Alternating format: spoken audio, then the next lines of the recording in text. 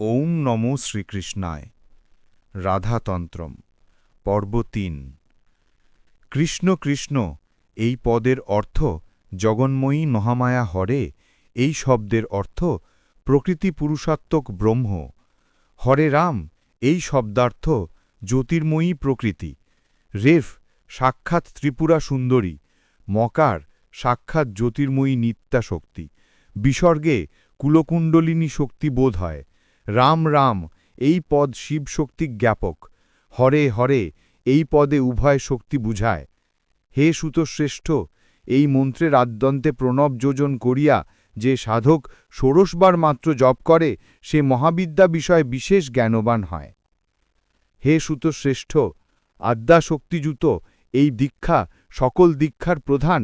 এই সর্বপ্রধান হরিনাম দীক্ষা স্বয়ং বৈষ্ণবী শক্তি। বৈষ্ণবী দীক্ষা ও সদ্গুরুর কৃপা ব্যতিরেকে কোটিবর্ষ রূপ করিলেও তাহার সিদ্ধি হয় না, প্রত্যুত ঘোরতর নরকগামী হয়।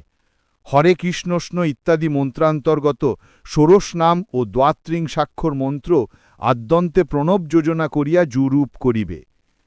হে পুত্র, হরিনাম ব্যতিরেকে দীক্ষা বিফল হয়। ব্রাহ্মণ, ক্ষত্রিয়, বৈশ্য ও শূদ্র এই চতুর্বর্ণেই কুলগুরুর নিকটে পরমাক্ষর হরিনাম শ্রবণ করিয়া মহাবিদ্যায় দীক্ষিত হইবে। হে প্রিয়ে, যে ব্যক্তি কুলগুরুর অন্যত্র কিংবা শূদ্রের নিকট দীক্ষিত হয় বা হরিনাম মন্ত্র গ্রহণ করে, তাহার পাপ ফল বলিতেছি, শ্রবণ কর।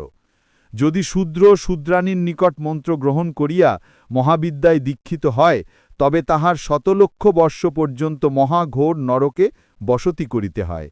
উক্তরূপ দীক্ষায় গুরু শিষ্য উভয়েরই মন্ত্রাক্ষর সমসংখ্যক ব্রহ্মহত্যার পাপ ভাগী হইতে হয়।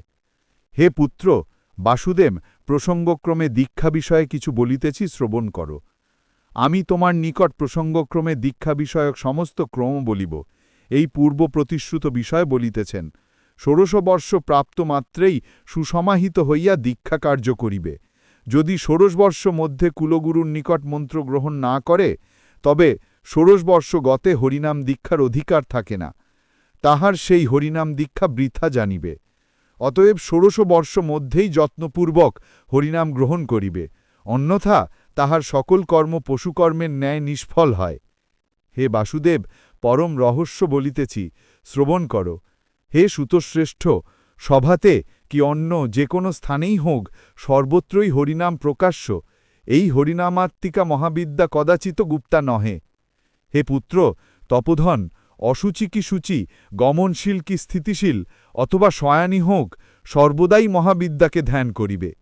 হে মাধব, যে ধীমান ব্যক্তি যে কোনো স্থানে শিবলিঙ্গ অর্চনা করিয়া মহাবিদ্যা জপ করে এবং বিল্লপত্রাদিদ্যনা বিবিধ শিবলিঙ্গ পূজা করিয়া সর্বদা স্রহৃদয় মহাবিদ্যা ধ্যান করে, কিংবা নিশাযোগে শক্তিযুক্ত হইয়া শিবোক্ত তন্ত্রানুসারে কুলাচার পুরুষর মহাবিদ্যার আরাধনা করিবে।